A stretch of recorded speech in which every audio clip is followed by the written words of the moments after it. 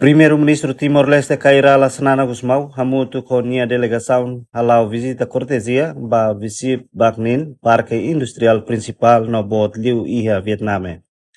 Durante a visita, o chefe de governo observa diretamente a infraestrutura industrial no sistema de gestão parqueniano. No mostralo encontro com a autoridade local Sira Atucolia com a Bahamete de cooperação bilateral, cooperação econômica no desenvolvimento industrial. Executivo destaca a importância de aprender a experiência industrialização vietnamiana nebe sucesso, nem sublinha que desenvolvimento industrial é papel importante.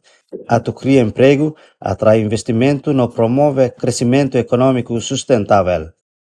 A autoridade Sira e Husi província Bagnin apresenta resultado nebe reta na Husi área de desenvolvimento industrial, na promoção investimento.